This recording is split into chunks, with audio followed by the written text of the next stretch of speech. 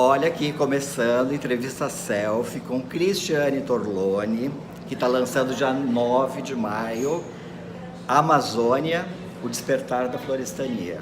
Isso. Um tempão você ficou fazendo esse filme. Um tempão? Quanto tempo? Olha, da ideia original para o lançamento, 7 anos. 7 anos. Cabalístico. Assim, você demorou, porque eu percebi isso, me corrija se eu estiver errado, que cada hora você queria acrescentar uma coisa nova. Foi isso ou não? Ou um depoimento novo, ou uma coisa nova que aconteceu, como a tragédia de Mariana? Não, na verdade isso foi acontecendo ainda durante a montagem do próprio filme. Uma das coisas que mais, vamos dizer assim, atrasou o filme foi nós não conseguirmos os arquivos das instituições, quer dizer, a Cinemateca Nacional, a nossa Cinemateca brasileira, ela passou um período de grande desmonte, né? O Arquivo Nacional também. Então, assim, o filme ele estava montado com imagens que depois eu tive que tirar porque eu não conseguia as mesmas imagens em boa qualidade. Tá. Os depoimentos já eram aqueles depoimentos mesmo. Eu tive um trabalho, foi de enxugamento, vamos dizer assim, né? Porque eu tinha 90 horas de material em tudo, de pesquisa, das entrevistas. Chegamos a 5 horas, das 5 horas a 3 horas, e para essa decantação para 1h, né, e 50, aí eu já tinha os arquivos finais. O mais difícil foi conseguir os arquivos. Os personagens, eu já tinha os personagens, e durante a montagem foram acontecendo questões assim, também como o depoimento do Davi Copenau na Flip, que é 2015, as próprias manifestações sobre, né, o aumento das passagens de ônibus, coisas que estavam acontecendo muito próximas ainda da filmagem. Nós estávamos na ilha, então isso não era um problema. Tá. O problema foi depois, para conseguir tirar as imagens que, se não fossem outros produtores e cineastas, eu nem teria no filme. Eu gosto do título porque o despertar, né, dá um despertar na gente. Eu acho assim que você teve esse despertar, me pareceu, pelo filme, quando você foi fazer o Amazônia de Galvez a Chico Mendes. Sim. Foi aí que te deu esse despertar. Sim, e aí nos que você workshops ainda. A Globo, quando determinados temas vão ser elaborados, eles oferecem os workshops. Nesse workshop específico dessa minissérie, eu tive encontros com Benck, por exemplo, que está no filme. Tá? Relatos incríveis do Zuenir Ventura sobre os acontecimentos, sobre o Chico Mendes. Aquilo me colocou muito mais perto. Um soldado da borracha da época, que agora já deve ter inclusive falecido, porque isso tem mais de 10 anos. Tá. Então, assim, ali teve toda uma aproximação da situação amazônica, porque eu já tinha ido à Amazônia várias vezes, mas uma Amazônia idílica. Né? Então, quando nós finalmente fomos filmar, né, o Amazônia de Galvez a Chico Mendes, gravar, aí sim eu fui ao Acre, estado esse amazônico, que eu nunca tinha ido. E lá sim eu vi. Até isso. E o que você viu? Eu via isso que eu falei no filme. Era uma devastação, queimadas, e eu não conseguia entender como é que a gente pode achar natural. Você achar, é como você está aqui na Paulista, saber que está tendo um incêndio e achar isso natural. É que a gente está longe, né? Por isso que eu acho importante o filme. A gente está tão distante que a gente parece que não é um problema nosso, né? A gente aqui no Sudeste, no eixo Rio-São Paulo, você quer conscientizar, ou seja, o teu filme quer conscientizar qualquer um que vai ver o filme do que está acontecendo com a Amazônia, né? Florestania são todos os parques. Sim. Florestania é o Rio Tietê. Sim. Florestania, a Mata Atlântica. Florestania é a água que você abre na sua casa. Tá.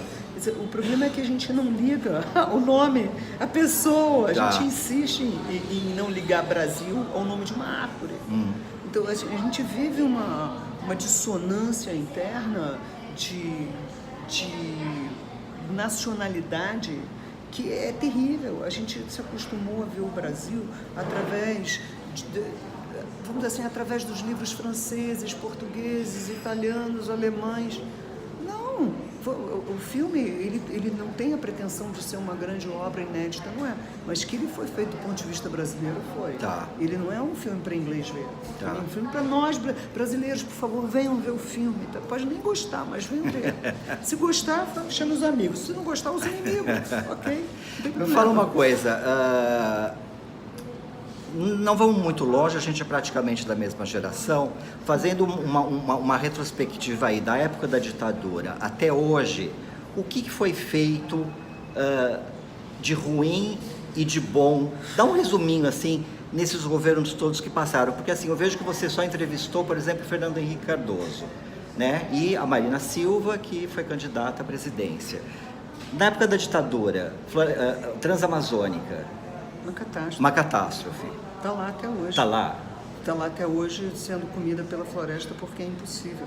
É uma ideia ruim de execução, pior ainda, e numa política pública desenvolvimentista absolutamente equivocada. Quer dizer, hoje a ciência, mais do que nunca, explica o que não se deve colocar na Amazônia, porque não será útil nem rentável.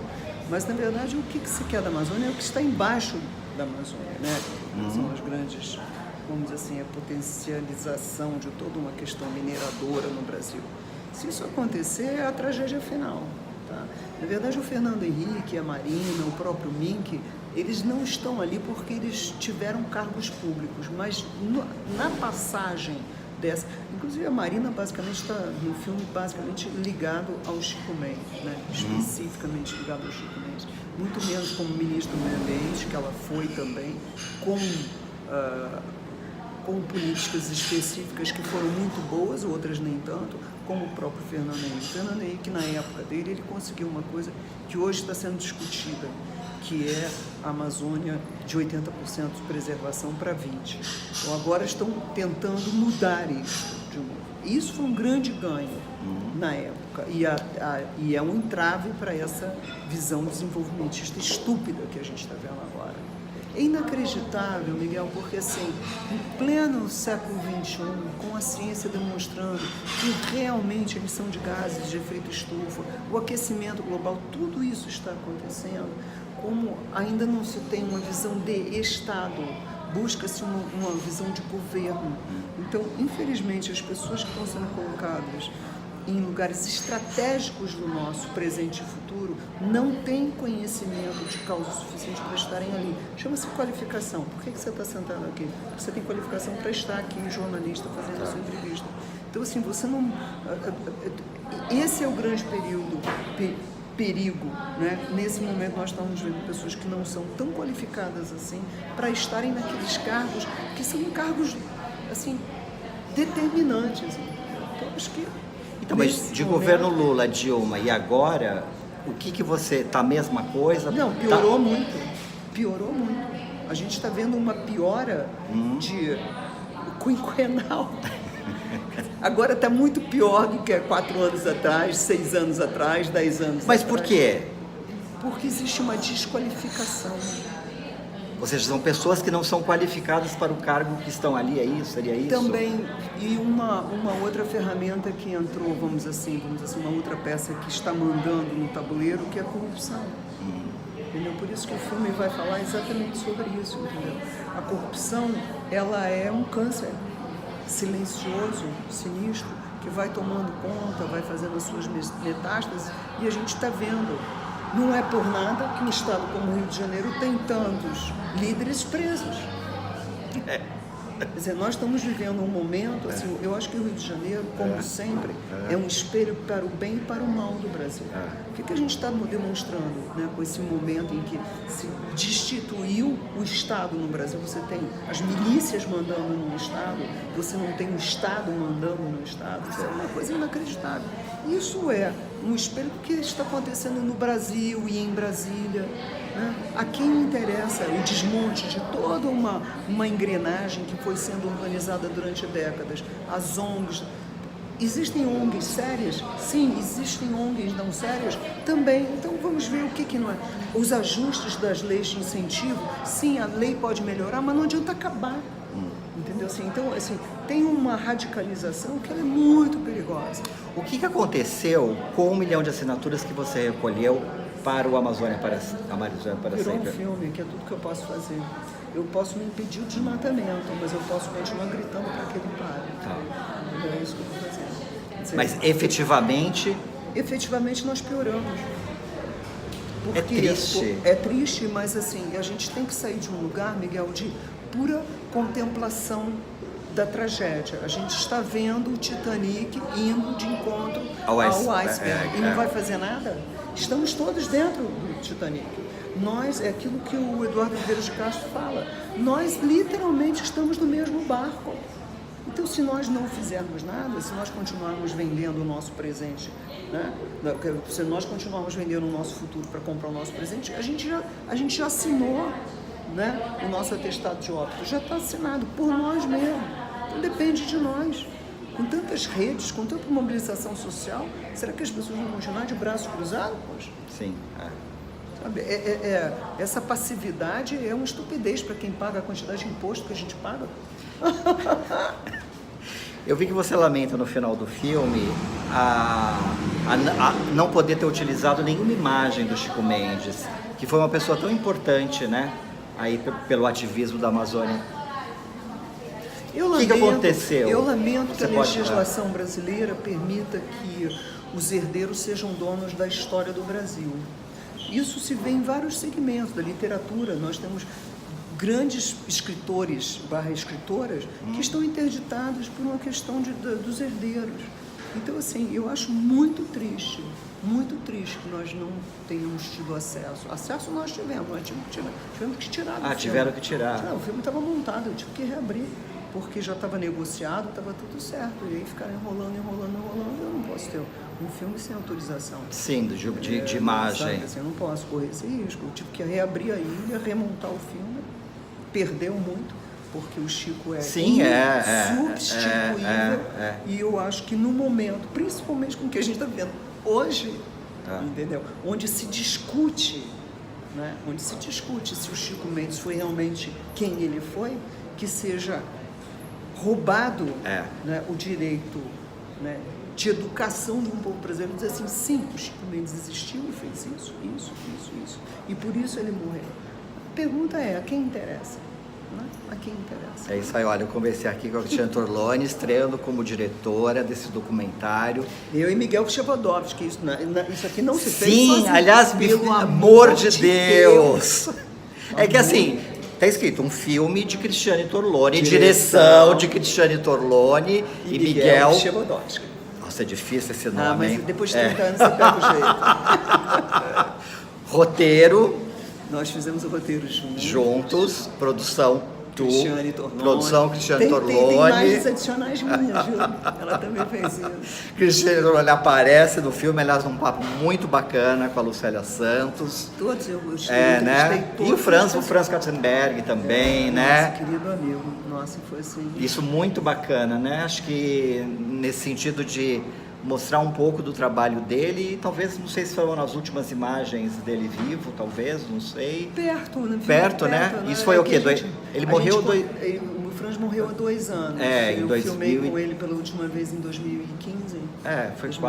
Foi quase ali. Mas vocês vão ver imagens históricas, inclusive de Cristiane Torloni no palanque das Diretas Já, que foi muito arrepiante para mim, porque muitos que se foram, né? Sim. E, gente, eu fui vendo ali e falei, nossa, olha, mas era um Tônia Carreiro, em que estávamos todos juntos, e que agora não estamos, né? Mas podemos estar de novo, porque a florestania é como a democracia, ela é ampla, geral e restrita, ela não pertence a um partido. Sim. Ela não pertence a herdeiros. Até o Leonardo DiCaprio tá nessa, acabei de ver hoje no Instagram, Leonardo DiCaprio falando, né, da Amazônia. Sim, ele é um grande inspirador também. Eu acho muito bonito quando você fica cansado, você diz, mas tem alguém ali que podia estar só lá no Caribe, curtindo, e está lá trabalhando por uma coisa que é maior, fazendo com que esse ágil que nós nos tornamos, né, pela nossa carreira, pelo nosso empenho, também possa servir para um bem maior e comum. Então eu vejo, né, interseções entre o filme dele, né, Before the Flood, né, que ele também foi estar com o Papa. Por quê? Por que o Papa? Porque ele é católico? Não, porque o Papa fez um grande chamamento por uma conversão ecológica, planetária, né, deu voz ao São Francisco de Assis, que não pertencia a partido nenhum, entendeu? E é isso, quer dizer, vamos fazer uma conversão ecológica, sim, porque o planeta é a nossa casa comum. Quer alguma coisa mais poética e amorosa do que essa? Olha, a gente está nesse fundo aqui que parece que a gente adoraria estar na Amazônia. Venha na Amazônia, eu te espero. Agora que o dólar está quase 4, nossa, turismo nacional. Quantas vezes você foi para a Amazônia? Eu não sei incontáveis, graças a Deus. Ah, não, mais ou menos. Não sei, em 30 anos, quantas vezes você vai? 2 vezes por ano, pelo menos? Só fazer as contas, e às vezes até mais. Mas na verdade isso é um banner do lindo. Vamos ver se dá para ver. Aqui, a Amazônia e o planeta. É, isso aí, ó. Lindo. Amazônia, o Despertar da Florestania, dia 9 de maio, nos cinemas. Obrigado, viu, Cris? Obrigada a você, Miguel. Adorei, viu? Boa sorte para você. Boa sorte para nós e para a Amazônia, né? Para nós. Sobrevida aí a Amazônia. Tchau, gente.